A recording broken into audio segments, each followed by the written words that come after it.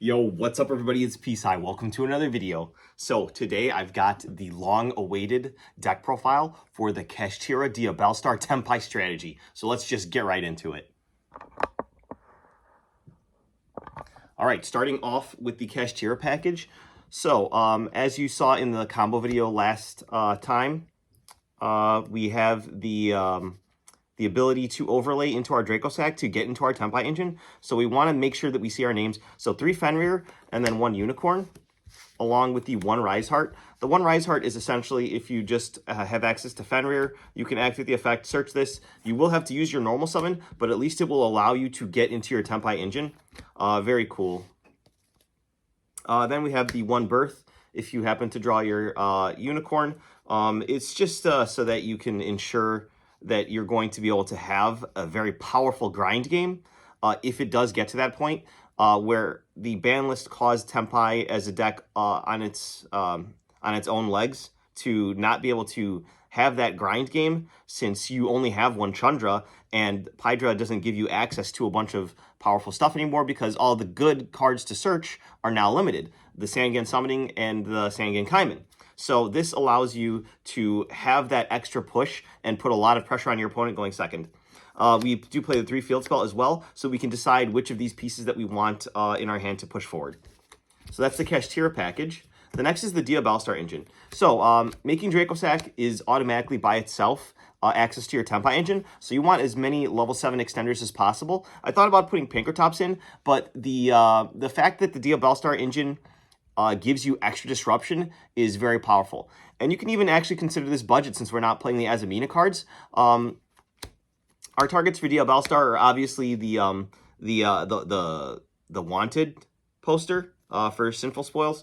But we also play the going second card, Sinful Spoils of Subversion, to spell and trap one of our opponent's cards. And then in addition to that, we do play the Sinful Spoils of Slumber in case we go first. This is just the generic Book of Moon on a special summoned monster. No other restrictions.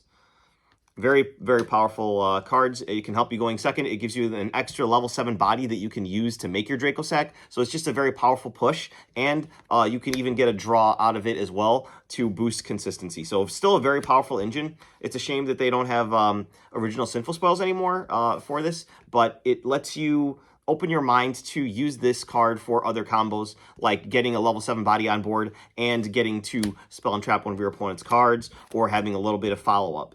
You can go first or second with this deck, even though this is a blind second deck, because of the power of the Diabellstar engine and the Sky Striker and the Kashtira engine. Jeez. All right, finally getting into the Tenpai engine. So we still play the 3 Tenpai Pydra. You could cut this down to 1 for a Dora to give you an extra, more versatile normal summon, but really you don't need it. Tenpai Dragon Pydra is still very powerful, even though it has 2 search targets. So I'm still opting to play 3 of this, but like I said, you could cut it down to 2 and then play a Dora. Next up, the 1-of Chandra, rest in peace. I opted to play 2 Fadra. Now, many people want 1, but this is a more grindy deck. Your other engines support you in a way that you can constantly recycle your Diabellstar every turn and then constantly have your Kashtira cards coming back. You're going to survive a couple of turns, and you want a second chance to be able to out your opponent's field and kill them on the crackback with the second Fadra. So that's why I opted to play 2 of this.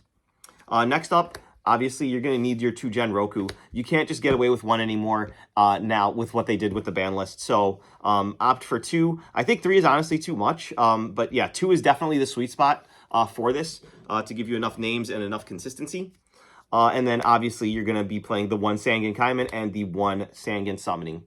Now, to search out your Sangan Summoning, which is full combo by itself, you do play Terraforming, and then you also play the Set Rotation. You could give your opponent Pressured Planet, and then sometimes you'll even want to draw a different target.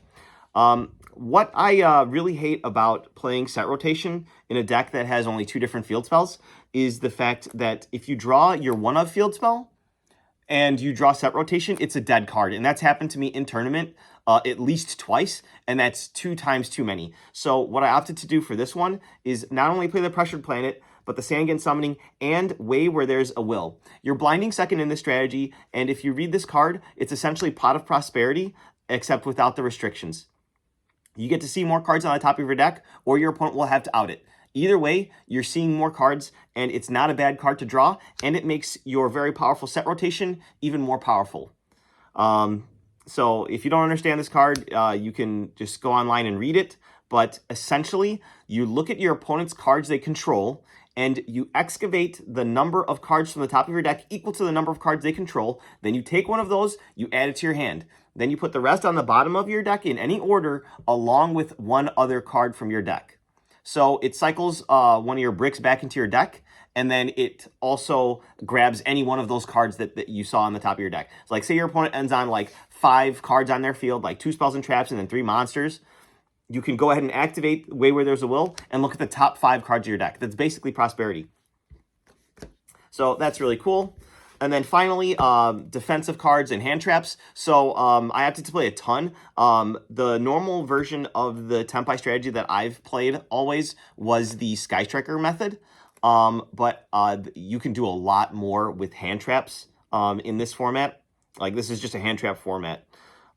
This is technically a little bit budget because I don't play any of the mulch armies, but I did think that these hand traps are going to be some of the more powerful ones. Be careful about Nibiru, though, because you are playing Kashtira cards as well, which is why I'm not playing the Bestials in this specific strategy. You could throw a Magnamut in there just to search out your Genroku and have some plays to start off with, but I opted to not include that in this list, but that is something that you could play. So 3 Nibiru, the Primal Being, 3 Ash Blossom and Joy Spring, 3 Effect Veiler, and then 3 Infinite Impermanence. So 12, this is a little bit more than 40. I think this is like 45, 46-ish. But still, these are probably the best hand traps. You could have an argument for Ghost Ogre and Ghost Mourner, but these are by far going to be your best bet. And then I also opted to play 1 Talents and 1 Called by the Grave in the main deck. Feel free to tweak this list. This is just an idea for you guys. And then, like I said, check out the combo video from yesterday where I did a couple of test hands. We're going to go into the extra deck now just so you guys can see where my head's at. We play a couple of tokens, but, you know, Nibiru is a card now. So for the Synchros, we play 2 Bident Dragion, 1 Transcendent Dragion, and then 1 Trident Dragion. Since this deck has a lot of different follow-ups, and you're playing 2 Pydra, you can afford to actually play the Black Rose Dragon. You're not only trying to OTK your opponent. You can afford to blow up your field and then try again next turn because of your other control options that you have. And like, I'm going to spoil it, but we play Promethean Princess in this strategy, which is also a great form of follow-up for this strategy. So we do opt to play the Black Rose Dragon because it can come up in those really awesome scenarios. For the Xyz, we do play the Shangri Era. This is in case you get shifted or in case you bring your shifter in from your side deck against a strategy that hard loses a shifter. It's not main deck worthy since the 2 main decks are the Malice and then also the Ryziel, and they can still essentially make their full board through a dimensional shifter. So this is more for rogue strategies, but you want to see Shangri Era somewhere on your list because it's amazing. It has great staying power. It can protect itself from destruction twice, and then as your Kashtira cards banish their cards face down, it can lock their zones. So this should be on your list somewhere if you're playing Kashtira cards because shifter is in this format. And then your other XYZ is the Mecha Fan Beast Dracosac. As I talked about in the combo video, you use your 2 tokens that you get off of this to make your Cherubini and dump your Pydra. Then you can link up into Promethean Princess to bring back your Pydra and then go full OTK combo with just 2 level 7 monsters, which is why the Diabellstar engine is in here as well. So very powerful, very consistent. You're whittling your opponent down with your hand traps and simplifying the game state to bring back very powerful cards that have great follow-up. And you have access to the most powerful OTK engine ever invented, the Tenpai engine. Hopefully, guys, this is making sense for you guys.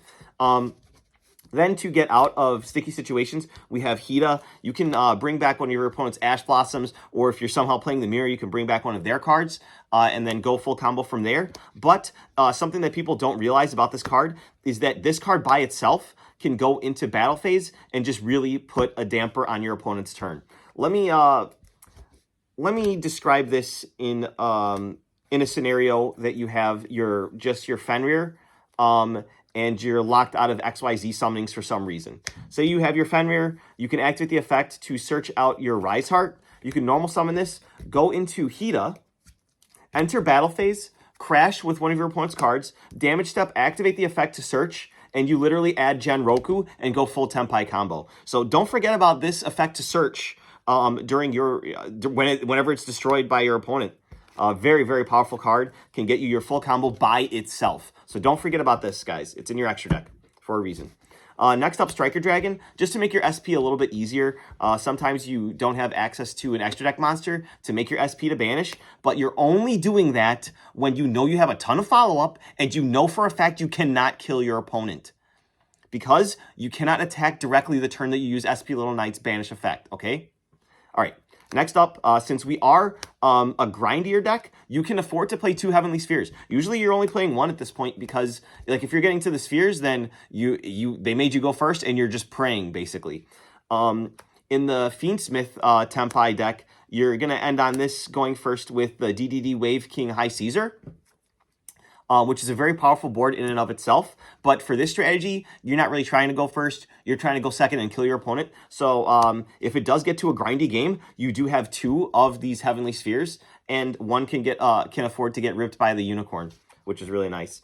Another fire that you can play is the Nightmare Phoenix. You're going to be able to get a lot of bodies with this strategy, and you can pop one of your opponent's spells and trap cards and then go full combo into your battle phase.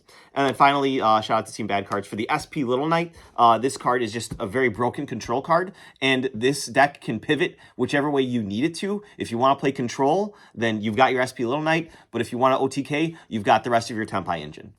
All right, and then finally, really quick, just side deck, these are just options that you can play. Like I mentioned, Shifter is really good against certain rogue strategies, so it should be somewhere on your list. Speaking of Floodgates, 3 Artifact Lancia, another very powerful Floodgate hand trap that you can use in order to... It's exactly the opposite of Shifter. I cannot believe where Yu-Gi-Oh! Has gotten. This format's just insane. But yeah, this is very good against Malice, or if you're like on against some rogue player and they're on like Orchist or Thunder Dragon or Dinosaur, like this will just literally destroy them. This is even good against Voiceless Voice because they can't use their Saphira in Graveyard to ritual summon. So this card's actually really broken. Next up for Floodgates, I mean, we are floodgating your opponent to Kingdom Come. 3 Droll and Lockbird. This just really simplifies the game state against the specific decks that just continuously add. These are not good against the really powerful meta decks. The main deck is set up for that. This is just to ensure that your rogue matchups are easier and you get to the top cut of your tournament. Next up, more Floodgates. So we have Kwakimero Draku. This is very good against like light or dark decks. Not very many of them now that now that Yubel fell off, but they did get 3 copies of the I forgot what it's called, but it was on the ban list, and they brought it back to 3. The Gates, Spirit Opening Gates or something like that. So that gives that deck more consistency. They cannot play under this card at all because they cannot special summon Dark Monsters. Crazy. And then just for those back row decks, we do play the Harpy's Feather Duster and then the 2 Lightning Storm. This can give you an edge against them and then be able to OTK, because if their Disruption are not in their hand, they're already cooked. So you just add these and then just wipe out your opponent's board, and then you proceed to kill them. And then finally, the trap cards. I do play a Sangan Kaiho. If your opponent is going to make you go first, this is a great card to end their turn because it immediately makes them go into their battle phase, and then you can do Tenpai things. And it's also why we play the Black Rose Dragon, because then you can clear their board, and then they're forced to go into main phase 2. You're not dead, and you get to kill them on the crackback. Finally, the Sinful Spoils Betrayal Silvera. Now, I didn't put this in the main deck because you do need to control the Diabellstar in order for this to go off. But this is a generic negate for a face-up card on the field, which is very powerful. Omni-negate. Monster, spell, or trap on the field, you can negate it, but you need to send a Diabellstar from your field to the graveyard in order for this to resolve. So that's why it's in the side deck for when you want to go first or you know you're going first. Hopefully you guys enjoyed this deck profile. Let me know what you think in the comment section, because I do think that this is a real threat, and a bunch of Tenpai variants are coming out. This is more on the budget side, because a lot of these cards have been reprinted and are a little bit easier to get, but this is a very extremely powerful budget list that can just OTK your opponent. Hopefully you enjoyed. Subscribe for more.